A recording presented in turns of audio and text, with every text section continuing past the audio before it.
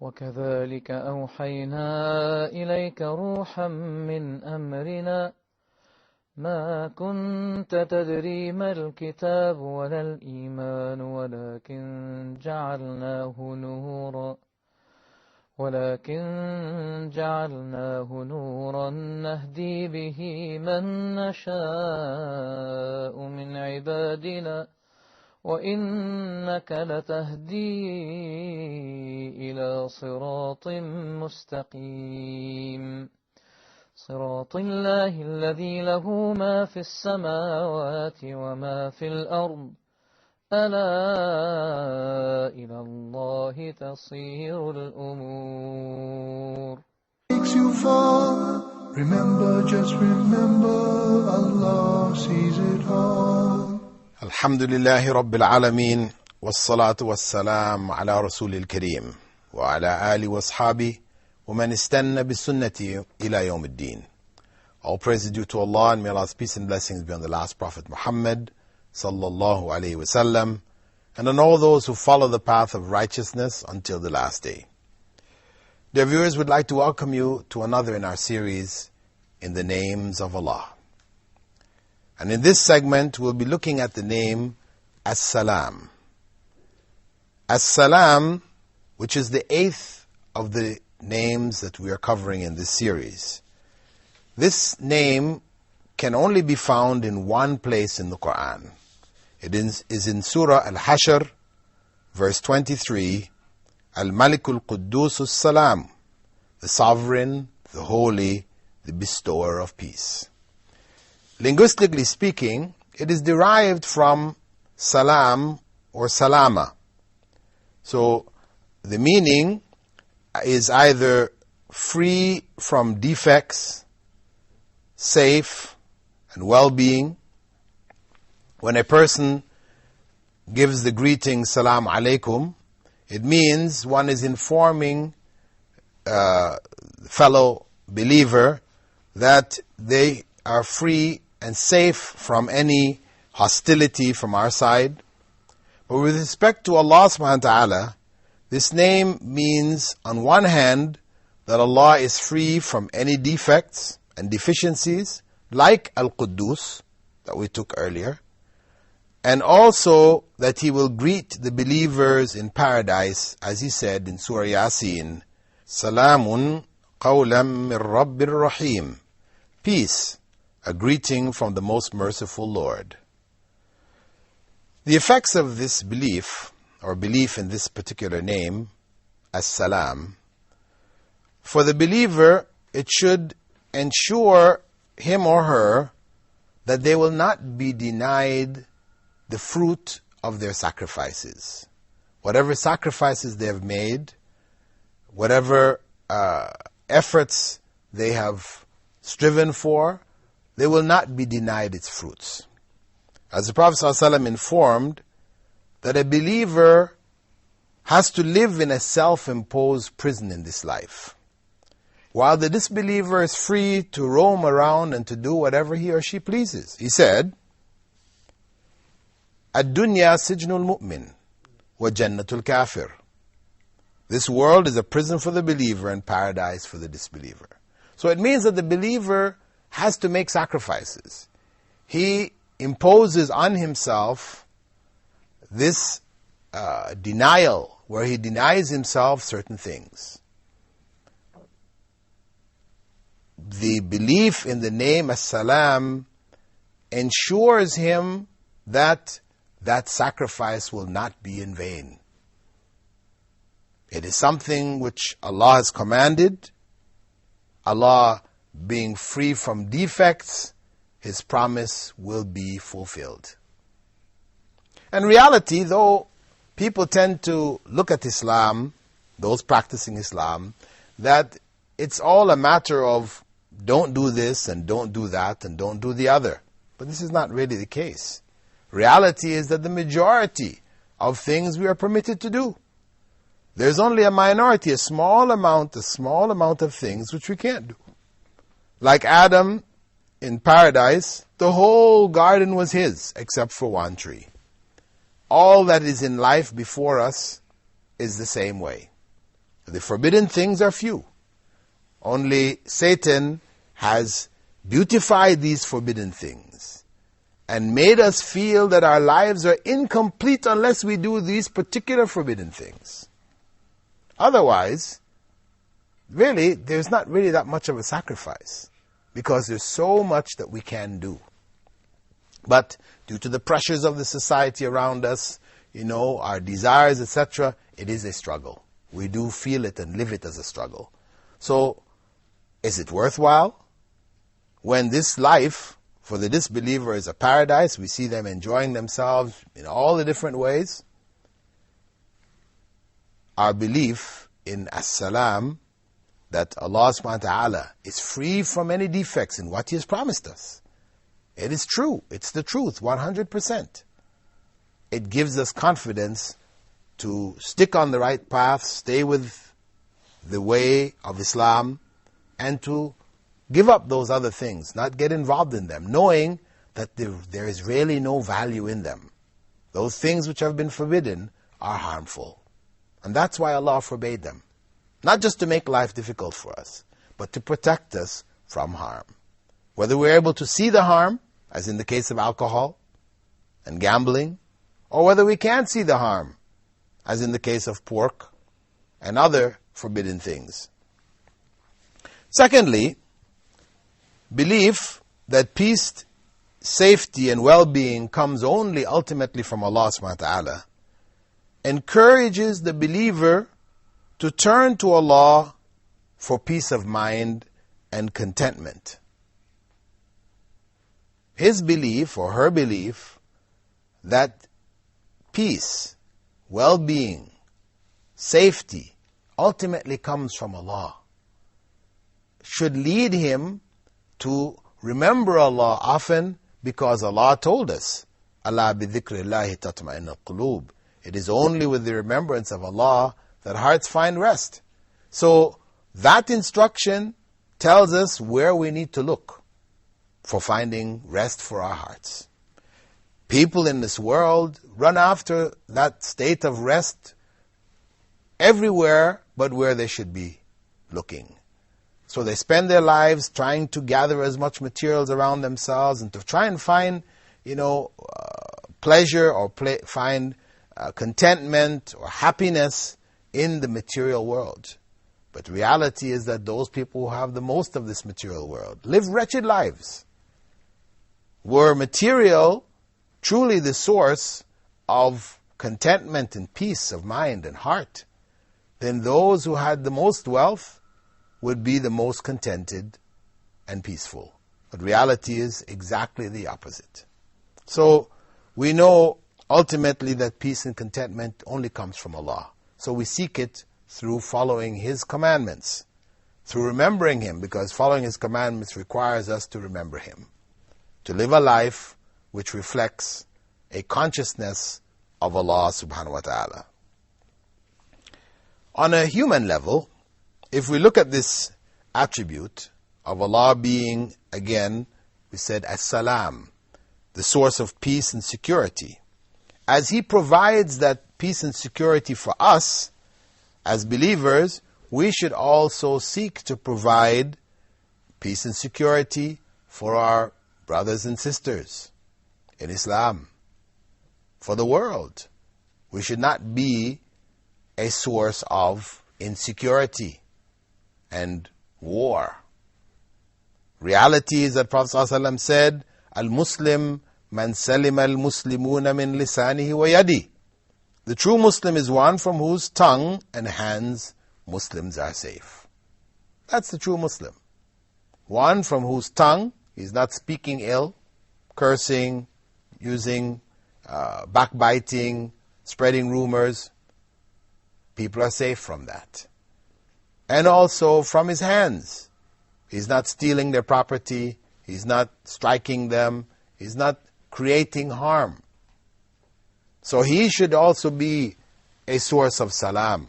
As Allah subhanahu wa ta'ala is the ultimate source that has provided it for him in that society or her in that society, they should also reflect that to the rest of the society.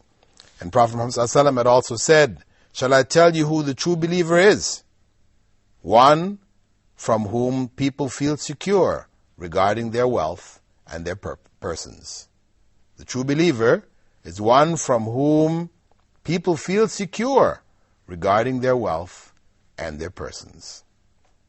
So, this is part of the effects that the name As-Salam should have on us. Make us a source of security for the society. People feel secure when they're around us. And that's how the Muslim society should be. Now, in terms of praying using this name, Prophet Muhammad ﷺ, after prayers, after saying Astaghfirullah 3 times, I ask forgiveness from Allah, he used to say, Allahumma anta salam wa minka salam, tabarakta ya dhal jalali wal ikram. O Allah, you are peace, and peace comes from you. May you be blessed, O owner of glory and peace. So he commonly used to say this after the prayers.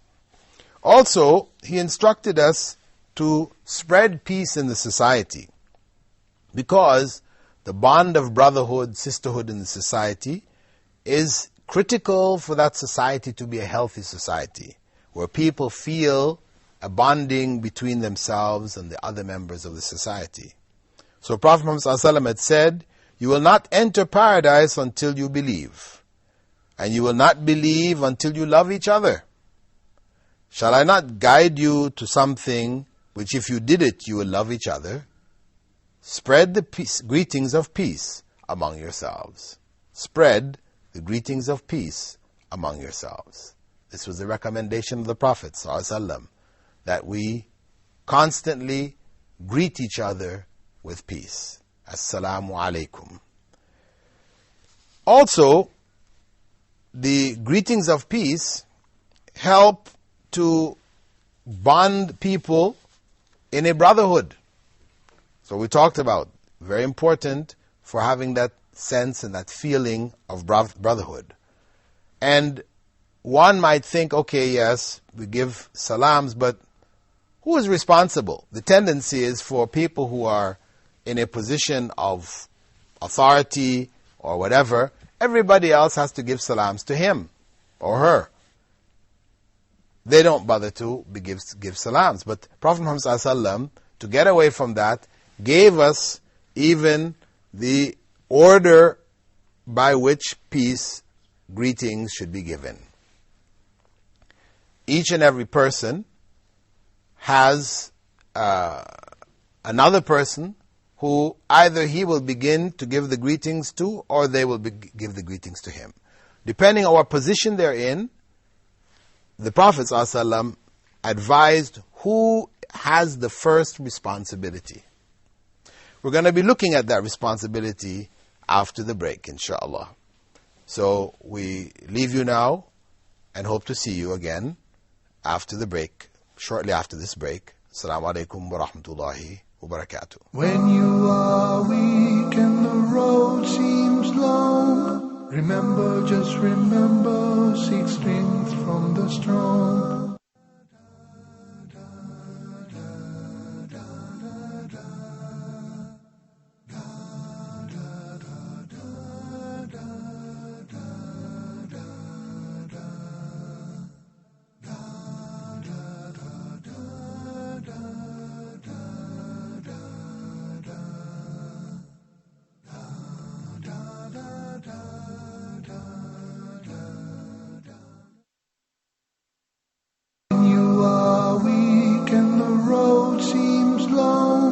Remember, just remember, seek strength from the strong. Alhamdulillah, wassalatu wassalamu ala Rasulillah.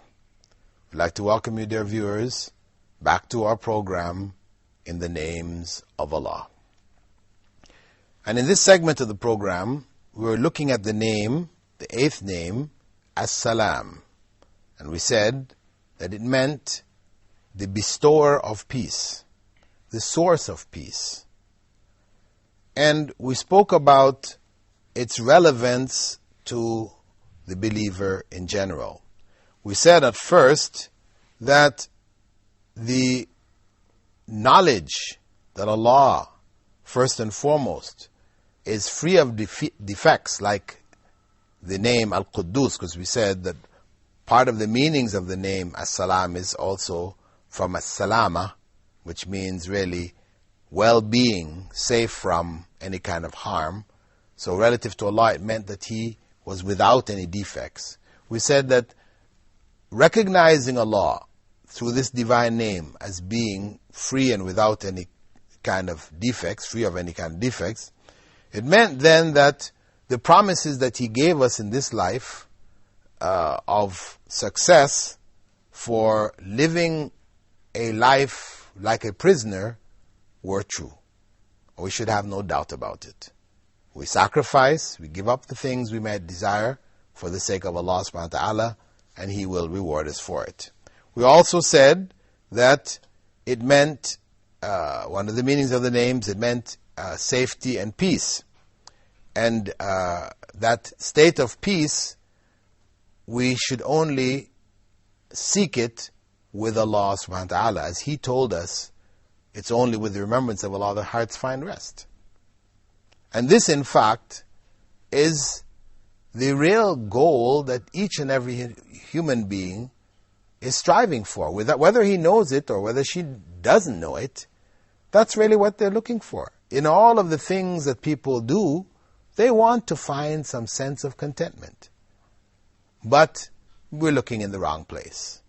Some people try to find it in music. So they surround themselves in music. And they find some sense of contentment, but when the music stops, because you can't live in music all the time, then it's gone. So it comes for a while and it's gone. Some people find it in drugs.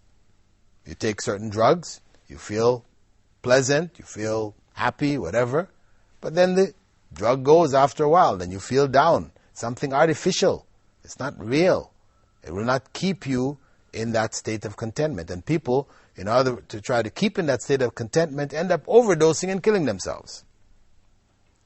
So, the real peace and contentment that people strive for in this life, it can only be found in remembrance of Allah. Being conscious of Allah and living lives in accordance with what Allah has told us to do. On the third level, we said, it meant that we would reflect this quality of peace and security in the society. That we would not be a cause of insecurity. We would try to be a source of security. When non-Muslims come into the Muslim society, they should feel a sense of security. And from my personal experience, I know in countries that I've lived where people practice Islam at a higher and higher level, we find the non-Muslims, when they're asked, how do you feel about living here? They say, we feel secure, we feel safe. Safety that we didn't feel back home in our countries. And that's a good sign. That's a good sign. That is one of the consequences of the divine name As-Salam being implemented in the society. That people do have that sense of concern to ensure that those around them are safe from them. As the Prophet ﷺ had said, Al-Muslim man salim al-Muslimuna min lisanihi wa yadi. That the true Muslim is one from whom Muslims are safe from his tongue and his hands. Then we said that the Prophet ﷺ used to pray using this name. After the prayers, he used to make a supplication, Allahumma anta salam wa minka salam tabarakta ya dhal jalali wal ikram. O Allah, you are peace, and peace comes from you. May you be blessed, O owner of glory and peace. Then we went on to say that the Prophet ﷺ told us to spread peace amongst us. To spread it, to make it a common occurrence. We always give people salams whenever we go. Actually, the companions of the Prophet, may God's peace and blessing be upon him, it was noted that if they were walking and a tree came between them, they had to go on either side as they were walking. When they came back together, they used to give salams to each other again. So much. Actually, non-Muslims living amongst Muslims, to some degree, they find it a little annoying. People coming into the office and giving greetings all the time. I mean, in other societies, you give greetings in the morning, that's it. One time, finished. No matter how many times you go out, you come in, whatever, that's it. So this thing of Muslims coming in all the time and greeting, and yeah, we have to greet again, and greeting, they find it annoying to some degree, not really understanding that this greeting is in fact, a spreading a good feeling. Because of course the greeting should be with a smile. As the Prophet ﷺ had said, that smiling at your brother is sadaqah, it's charity. So it shouldn't be As-Salam alaikum, you've got a frown, etc. It should be pleasant. As-Salam alaikum. People will feel good. They feel the peace that's emanating from you. So it's a good thing. And we advise those non-Muslims living among Muslims to practice it also. Practice it sincerely. And they will share in that feeling. But in general, for the Muslim society, it's a means of spreading love between the members of the society. And the Prophet ﷺ, in order to prevent people from turning it into a ritual which is prescribed when you're dealing with the poor, the powerful and the rich, so you have to give them greetings, he specified, saying that the young should greet the elders with peace. The passerby should greet the one sitting, and the smaller group should greet the larger group. The one riding should greet the one walking. So he gave levels at which the greetings of peace should be given. So nobody has an excuse to try to not give the greetings because they feel somebody is inferior to them. Because either we're going to be in a group, or we're, as an individual, we're either sitting or we're walking, we're passing by, then we're either younger than somebody else. Somebody comes in the room, they're older than us. So we give the greetings to them. And that's the right. And it is, Prophet ﷺ made it the right of a Muslim on another Muslim, that when he greets, it is obligatory on the other Muslim to return the greeting. So the idea that somebody gives you salams and you feel you're too high, too powerful, too important to give them back salams, this is something despicable, something displeasing to God. So giving salams is not obligatory. It's recommended, as Prophet ﷺ recommended it. If we want to develop love amongst each other, then, as the Prophet ﷺ said, we should do it. And if we want to enter paradise, then we have to believe. But without loving each other, we cannot really achieve belief, true belief. The belief that will take us to paradise. Because the Prophet ﷺ had said, one does not believe until he loves for his brother what he loves for himself.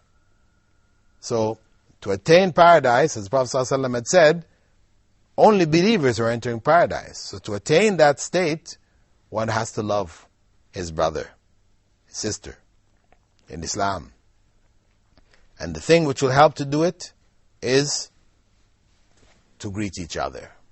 So the Prophet ﷺ recommended it. Furthermore, he also recommended that it is superior to greet one who one knows and one who one doesn't know. The easy thing is to greet the person who you know. But most people tend to greet those who they know, and those they don't know, they don't give greetings to. But this is not the way.